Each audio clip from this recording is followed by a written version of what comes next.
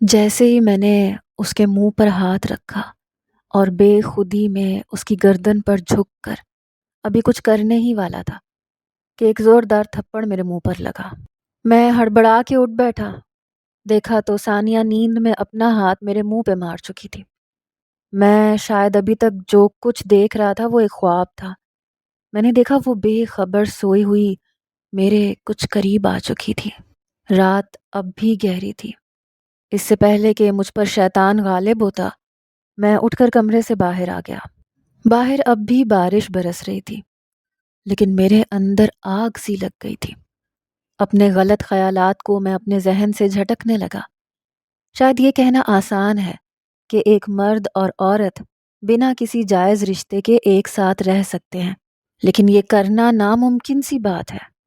ابھی تو پہلی رات تھی اور میرے 14 طبق روشن ہو گئے تھے۔ 8 دن میں تو پتہ نہیں کیا ہو جاتا۔ میں بارش سے پورا بھیگ چکا تھا، سردی بھی لگ رہی تھی، لیکن پھر بھی میں کمرے میں نہیں گیا۔ جا ہی نہیں سکتا تھا۔ اندر جاتا تو بہت کچھ گڑبڑی ہو جاتی۔ میں جو اپنے آپ کو بے تحاشا شریف انسان سمجھتا تھا، شیطان کے شکنجے سے بچنا مجھے مشکل لگ رہا تھا، جو عورت کو اور بھی زیادہ حسین کر کے پیش کرتا ہے تاکہ مرد کو بہکا سکے۔ بظاہر تو مجھے اس لڑکی میں کبھی کوئی خوبصورتی نظر نہیں آئی تھی، لیکن رات کو وہ کوئی اپسرا لگ رہی تھی، اتنی عظیم کہ اس سے نظر ہٹانے کو جی نہیں چاہ رہا تھا۔ پتہ نہیں کب میں سو گیا۔ اس سے پہلے کہ میں اس کے ساتھ کچھ کرتا، وہ تو اس کے نیند میں پڑنے والے تھپڑ سے ہوش آیا۔ بارش کا زور اب کافی ٹوٹ گیا تھا۔ دن کی روشنی بھی ہلکی ہلکی پھیلنے لگی تھی۔ دور دور فجر کی اذانوں کی آواز آ رہی تھی۔ میں فوراً سے مسجد چلا گیا، نماز پڑھی، دعا کے لیے ہاتھ اٹھائے اور گناہ سے بچنے کی دعا کرنے لگا۔ کافی دیر میں مسجد میں بیٹھا رہا، یہ سوچ رہا تھا کہ کسی دوسرے گھر کا انتظام کروں تو وہی بہتر ہے۔ پھر میں جب گھر گیا تو جہاں میں سو رہا تھا وہاں وہ سو رہی تھی اور اس کی جگہ بالکل خالی تھی۔ میں نے ٹوپی اتار کے ایک طرف رکھی، وائپر لے کر کمرے سے پانی باہر نکالنے لگا۔ شور کی آواز سے اس کی آنکھ کھلی، فوراً سے اٹھ کے بیٹھ گئی۔ کہنے لگی، تم صبح سویرے اٹھ کے کیا کر رہے ہو؟ وہ اپنے کھلے ہوئے بالوں کا جوڑا بنا رہی تھی۔ میں نے کہا، نظر نہیں آ رہا، پانی باہر نکال رہا ہوں۔ کہنے لگی، تو تھوڑی دیر اور سو جاتے۔ یہ کہتے ہوئے اس نے جمائی لی۔ میں نے کہا، کہاں سوتا؟ کہنے لگی، یہاں اپنی جگہ پہ جہاں سو رہے تھے۔ میں تو ویسے بھی جہاں سوتی ہوں وہاں سے ہلتی تک نہیں ہوں۔ میں نے اس کی بات سن کے اسے تیکھی نظر سے نوازا تھا۔ میں نے کہا، کہاں سوئی تھی تم؟ کہنے لگی، یہاں۔ میں نے کہا، اچھا؟ میں نے تعجب سے اسے دیکھا تو وہ سوچ میں پڑ گئی۔ کہنے لگی، نہیں نہیں، شاید وہاں۔ وہ بیڈ کی دوسری جانب اشارہ کرنے لگی جہاں وہ سوئی تھی۔ وائپر سے پانی میں باہر نکال چکا تھا۔ میں نے وائپر ایک طرف رکھا اور اس کے پاس آ کر بیٹھ گیا۔ میں نے کہا، تم سوئی وہاں تھی اور اٹھ یہاں رہی ہو۔ سوچو اگر میں اپنی ہی جگہ پر رہتا تو کیا ہوتا؟ میری بات سن کر اس نے نظریں خفت سے چرائی تھیں، کچھ شرمندہ سی لگ رہی تھی۔ اس سے پہلے کہ وہ بیڈ سے اٹھ کے رفو چکر ہوتی، میں نے اس کی کلائی پکڑ کے دوبارہ سے بیڈ پہ بٹھا دیا۔ میں نے کہا کہ آج میں نے بڑی مشکل سے خود کو روکا ہے اور کمرے سے باہر چلا گیا تھا اور آدھی رات بارش میں بھیگتا رہا ہوں تاکہ کوئی گڑبڑی نہ ہو جائے، لیکن کل کی گارنٹی نہیں لے سکتا۔ میری بات سن کے کہنے لگی، اس بات کا کیا مطلب ہے؟ میں نے کہا، مونسون کا موسم ہم چھڑے چھانٹ لڑکوں کے دل میں آگ لگا دیتا ہے، اس لیے سوچ رہا ہوں کہ اس سے پہلے کہ کچھ غلط ہو راستہ بدل لینا چاہیے۔ تم چاہو تو اپنی سہیلی کے گھر جا سکتی ہو، میں کہہ دوں گا کہ بیوی لڑکے گھر چلی گئی ہے۔ میری بات سن کے وہ نظریں جھکا کر اپنی انگلیاں چٹکنے لگی۔ کہنے لگی، وہ تو میں نے صرف دھمکی دی تھی، میری کوئی دوست نہیں ہے، میں جانتی تھی تم مجھے روک لو گے۔ میں نے کہا، تو پھر آج کل میں چلی جاؤ، جب تک مجھے گھر نہیں ملتا میں یہی کہوں گا کہ بیوی ناراض ہو کے میکے چلی گئی ہے۔ میں نے کہا، دیکھو اگر ہم یوں ایک ساتھ ایک کمرے میں رہیں گے تو تیسرا شیطان ہی ہوگا، اور شیطان ہم سے کیا کچھ کروا سکتا ہے میں تمہیں کچھ بھی نہیں کہہ سکتا، مجھے بہت ڈر لگتا ہے۔ میرے پاس بس ایک یہی راستہ ہے۔ کہنے لگی تم نہیں جانتے ہاسٹل میں کیا کچھ ہوتا ہے، وہاں میری عزت محفوظ نہیں تھی۔ میں نے کہا کیا مطلب؟ لڑکیوں کے ہاسٹل میں تمہاری عزت محفوظ نہیں تھی؟ کہنے لگی ہاں، لڑکیوں سے خوف آتا ہے۔ تمہیں پتہ نہیں ہے یہ معاشرہ بہت گھٹیا ہو چکا ہے، شیطان صرف مردوں پر ہی نہیں آ جاتا، کبھی کبھی عورتوں پر بھی آ جاتا ہے، اور وہ سامنے والی عورت کو کسی بھیڑیے کی طرح نوچنے لگتی ہیں، یہاں تک کہ ہاسٹل کی وارڈن بھی نہیں چھوڑتی۔ میں بڑی مشکل سے اپنے آپ کو بچا کر وہاں سے نکلی تھی۔ جب مجھے کامران نے یہ کہا کہ یہ لڑکا بہت شریف ہے، 2 کمروں کا گھر ہے، کوئی مسئلہ نہیں ہوگا، تو اس لیے میں نے حامی بھر لی، اور پھر تم سے میں حد درجہ پیچھے رہنے کی کوشش ہی کر رہی تھی۔ میں تمہارے آنے سے پہلے اپنا کھانا کھا کر کمرے میں بند ہو جاتی تھی، اندر سے دروازہ بھی لاک کر لیتی تھی۔ سارا مسئلہ یہ بڑی بی کی بیٹی کی شادی کا ہوا ہے۔ نہ اس کی بیٹی کی شادی ہوتی، نہ ہمیں ایک کمرے میں رہنا پڑتا۔ تم نے اچھا کیا کہ تم باہر چلے گئے، واقعی مجھے ہوش نہیں رہتا۔ میں نے کہا میں روز تو بارش میں نہیں بھیگ سکتا، اور زمین پہ سونا بھی محال ہے، کالے بادل بھی چھا رہے ہیں۔ اب تم بتاؤ اس مسئلے کا کیا حل ہے؟ ایک تو ویسے بھی تم منگنی شدہ ہو، ورنہ پھر… میں نے یہ کہہ کے آدھی بات چھوڑ دی۔ کہنے لگی کیا مطلب؟ ورنہ کیا کرتے؟ میں نے اس کی آنکھوں کی طرف دیکھ کر کہا تم سے نکاح کر لیتا۔ میری بات سن کے کہنے لگی وہ میں نے تم سے ایک اور جھوٹ بھی بولا تھا۔ میں نے کہا اچھا، وہ کیا؟ کہنے لگی وہ میری کوئی بھی منگنی نہیں ہوئی، ہم جیسی لڑکیوں کی کہاں اتنی جلدی منگنی ہوتی ہے، ابھی تو میرے سر پہ میرے چھوٹے بہن بھائیوں کا بوجھ ہے، وہ میں نے تمہیں اس لیے کہا تھا تاکہ تم اوقات میں رہو، مجھ سے زیادہ فری ہونے کی کوشش مت کرو۔ میں نے کہا تو پھر اب کیا کرنا ہے؟ کہنے لگی امی سے پوچھتی ہوں، لیکن دیکھو تم سے شادی کرنے سے پہلے میں چند شرائط پر سائن کرواؤں گی۔ میں نے کہا کون سی شرائط؟ کہنے لگی تم میری تنخواہ پہ نظر نہیں رکھو گے، کیونکہ میں ساری کی ساری تنخواہ اپنے گھر بھیجوں گی، کیونکہ میرا بھائی پڑھ رہا ہے اور گھر کے اخراجات میری تنخواہ سے پورے ہوتے ہیں۔ میں نے کہا ٹھیک ہے، مجھے منظور ہے، باقی دوسری شرط؟ کہنے لگی تم میرے بالوں کی برائی نہیں کرو گے۔ حالانکہ مجھے اس کے بال بالکل بھی پسند نہیں تھے، لیکن میں نے کہا چلو ٹھیک ہے، نہیں کرتا۔ کہنے لگی نکاح ہم گاؤں میں جا کے کریں گے، میں اپنے گھر میں۔ میں نے کہا یہ بھی منظور ہے۔ کہنے لگی بس اتنی کافی ہے۔ بہرحال میں 4 دن کا کہہ کر آفس سے چھٹی لے کر آ گیا کہ میں شادی کرنا چاہتا ہوں۔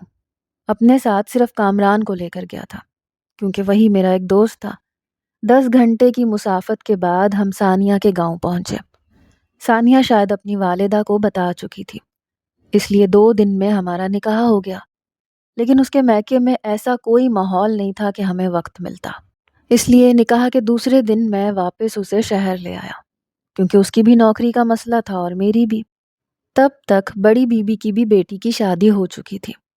ثانیہ کو میں نے ایک خوبصورت سا لباس لا کر دیا جو اس نے پہنا اور بہت پیاری لگ رہی تھی۔ بارش ہوئی، لیکن آج مجھے کوئی خوف نہیں تھا، کیونکہ اب وہ میرے نکاح میں تھی۔ میں نے کہا کہ یہ مونسون کا موسم تو ہمارے لیے بڑا ہی اچھا ثابت ہوا ہے۔ وہ مسکرانے لگی۔ میں نے اپنی اماں کی پرانی سونے کی انگوٹھی اسے پہنائی، جو اسے کچھ خاص پسند تو نہیں آئی، لیکن جب اس نے پہن لی تو تب میں سوچ رہا تھا کہ تعریف میں کیا کہوں۔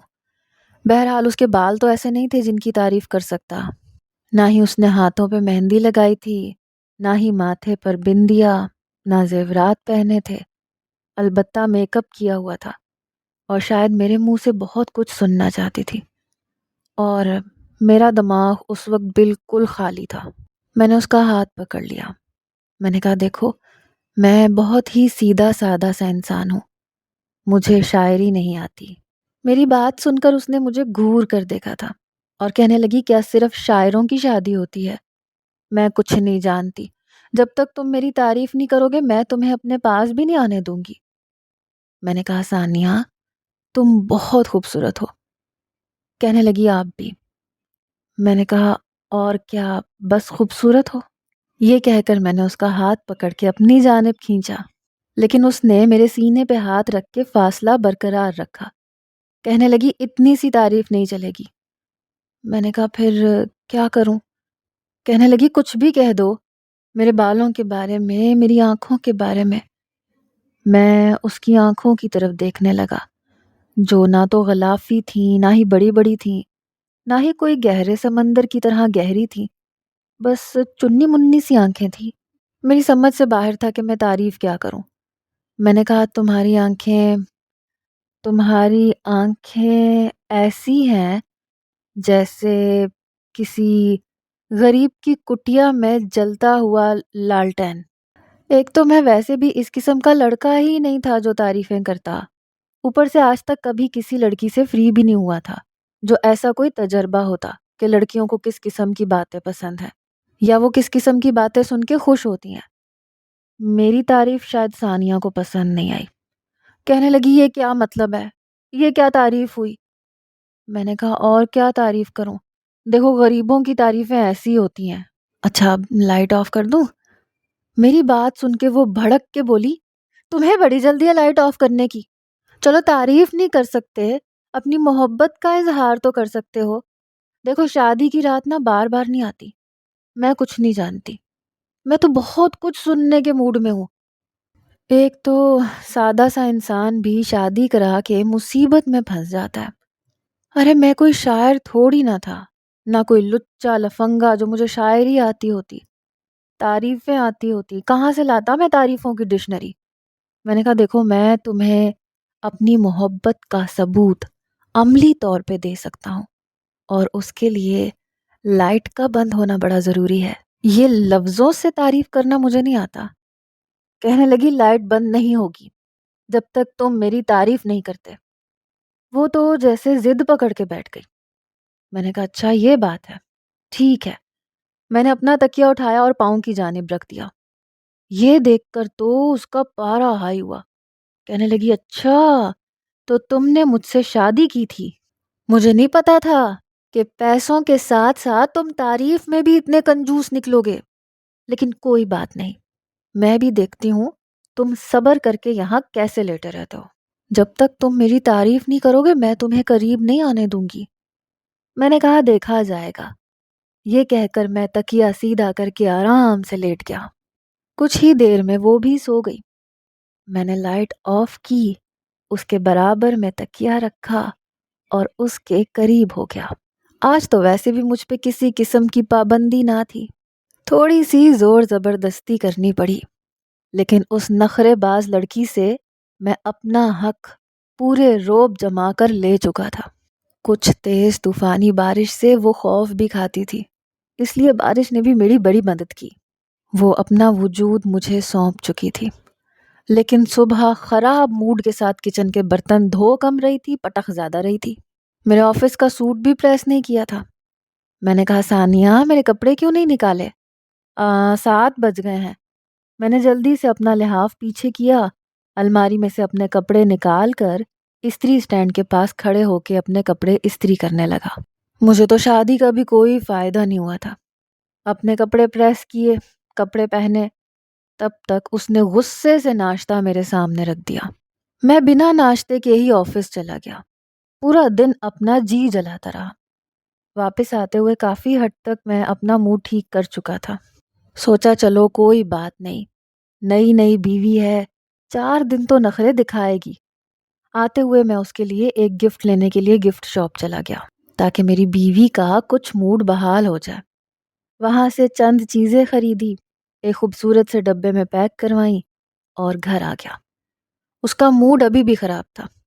کہنے لگی صبح ناشتہ کیوں نہیں کیا تھا؟ میں نے کہا تم غصے میں تھی۔ ابھی بھی وہ کچن میں کھڑی روٹیاں بنا رہی تھی جب میں نے وہ گفٹ والا ڈبہ اس کے سامنے کیا۔ اس نے ایک نظر اس گفٹ کے ڈبے کو دیکھا، دوسری نظر اس نے مجھ پہ ڈالی۔ کہنے لگی یہ کیا ہے؟ میں نے کہا تم ناراض تھی نا مجھ سے، اس لیے تمہارے لیے تحفہ لایا ہوں۔ یہ سن کر اس کے چہرے پر ایک گہری مسکراہٹ چھائی۔ کہنے لگی سچی تم میرے لیے گفٹ لائے ہو؟ میں نے کہا اور کیا، دیکھو مجھے لفظوں سے اظہار نہیں کرنا آتا، لیکن میں تمہیں تحفے دیتا رہوں گا۔ اسے شاید اپنے کانوں پر یقین نہیں آ رہا تھا۔ کہنے لگی سچی تم روز مجھے تحفے دیا کرو گے؟ میں نے کہا نہیں روز تو نہیں، ہفتے میں 2-3 بار دے دیا کروں گا۔ کہنے لگی تم بہت اچھے ہو۔ اس نے وہ گفٹ پکڑا اور کمرے میں رکھنے چلی گئی۔ پھر ہم دونوں نے مل کے کھانا کھایا۔ کہنے لگی تمہارے لیے چائے بناؤں؟ میں نے کہا ہاں کیوں نہیں، چائے بناؤ اور پھر اپنا گفٹ کھول کر دیکھو۔ کہنے لگی ضرور کیوں نہیں، ویسے تم کیا لائے ہو؟ میں نے کہا تم کھول کے دیکھو، مجھے پتا ہے تمہیں بہت پسند آئے گا۔ بڑے خوشگوار موڈ میں ہم نے چائے پی اور پھر ہم کمرے میں آ گئے۔ وہ بہت خوش تھی۔ کہنے لگی مجھے لگ رہا ہے کوئی جیولری سیٹ ہوگا۔ میں نے کہا دیکھو تو تم خوش ہو جاؤ گی۔ اس نے جیسے ہی گفٹ کھولا، اس میں سے برتن دھونے والا صابن، منہ دھونے والا صابن، گھر کا کچھ ضرورت کا سامان جو کہ ختم ہو چکا تھا۔ یہ دیکھ کر اس نے حیرت سے منہ کھول کے پہلے تو چیزیں دیکھی، پھر غصے سے میرے مسکراتے ہوئے چہرے کو دیکھا اور غصے سے بپھر کر بولی، کہنے لگی یہ اسے گفٹ کہتے ہیں؟ میں نے کہا تو اور کسے کہتے ہیں گفٹ؟ گفٹ کا گفٹ اور گھر کا سامان بھی آ گیا۔ اسے کہتے ہیں عقل مندی۔ وہ کہنے لگی اسے کہتے ہیں کنجوسی۔ میں بھی کس سے امید لگا کے بیٹھی تھی۔ اس کی آنکھوں میں موٹے موٹے آنسو آنے لگے اور میں حیران تھا کہ وہ رو کیوں رہی ہے۔ مجھے تو لگا تھا خوش ہو جائے گی، لیکن اس کا تو منہ بن گیا۔ میں نے کہا اب تمہیں کیا ہوا؟ کہنے لگی کچھ نہیں۔ اس نے وہ گفٹ پیک ایک طرف رکھ دیا، تکیہ درست کیا اور لیٹ گئی۔ کہنے لگی میری قسمت ہی خراب ہے جو مجھے تم جیسا شوہر ملا ہے جسے عورت کے جذبات کا ذرا بھی احساس نہیں ہے۔ میں نے کہا مجھے بھی ناشکری بیوی ملی ہے جس کے لیے جو مرضی لے آؤ ناخوش رہتی ہے۔ کہنے لگی رکھو اپنے پاس اپنا سامان، خبردار سے دوبارہ کبھی میرے لیے کوئی تحفہ لائے تو۔ میں نے کہا ہاں اتنے فضول پیسے میرے پاس بھی نہیں ہے۔ اس رات تو میں نے بھی صحیح سے بات ہی نہیں کی۔ کیا سمجھتی تھی اپنے آپ کو؟ ارے بھائی جو کچھ لایا تھا وہ خوش ہو کے لے تو سکتی تھی۔ اگلے روز ہم دونوں ہی آفس چلے گئے۔ اب یہ ہوتا تھا کہ وہ میرا سارا کام ضرور کر دیا کرتی تھی، پر کھانا کھانے کے بعد تکیہ رکھتی اور لیٹ جاتی۔ چند دن تک تو میں سوئی ہوئی کو دیکھتا رہا۔ اس کے برابر میں تقریباً لیٹ گیا، اس کے گھنگریالے بالوں میں انگلی ڈال کے گھمانے لگا۔ کہنے لگی فرحان مجھے مت چھیڑو۔ میں نے کہا آج میں نے بڑی بی کی دوسری نمبر والی بیٹی کو دیکھا تھا، یار بڑی خوبصورت ہے، میں نے تو پہلی بار اسے دیکھا ہے۔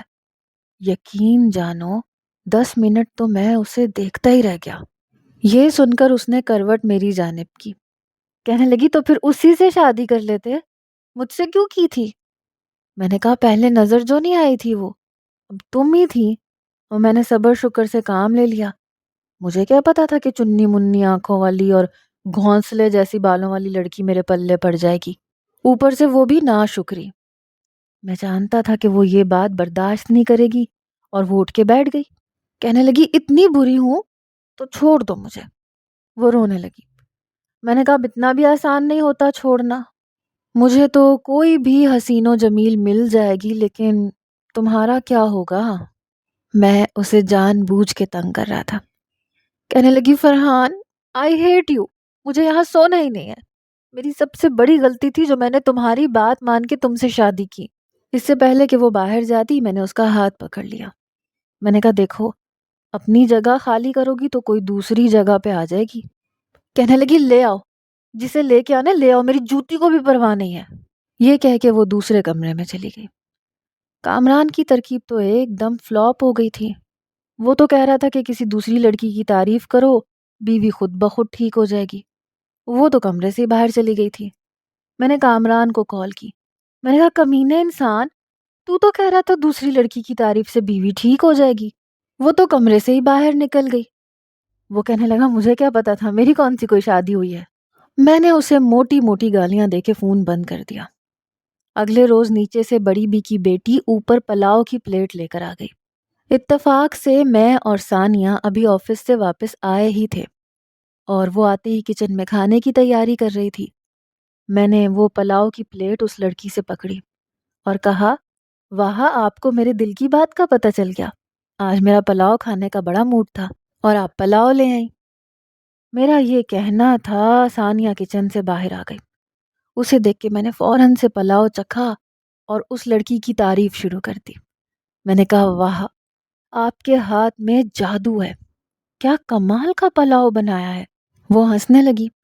ثانیہ آئی، میرے ہاتھ سے پلیٹ پکڑی اور کچن میں لے گئی۔ کچھ دیر بعد خالی پلیٹیں اس لڑکی کو پکڑا کے کہنے لگی، بڑی بی سے شکریہ کہہ دیجئے گا۔ وہ لڑکی نیچے چلی گئی۔ میں کچن میں گیا۔ میں نے کہا پلاؤ کہاں ہے؟ کہنے لگی سامنے شیلف پہ رکھا ہے، کھا لو۔ میں ساتھ ساتھ چاول کھانے لگا، ساتھ ساتھ تعریف کرنے لگا، لیکن وہ چپ تھی، چپ چاپ کھانا بناتی رہی۔ کچھ دن سے میں نوٹ کر رہا تھا کہ مجھ سے بات نہیں کر رہی تھی، بس چپ چاپ میرے کام کر دیتی تھی۔ مجھے اب یہ سب برا سا لگنے لگا تھا، شاید کچھ زیادہ ہی ہو گیا تھا۔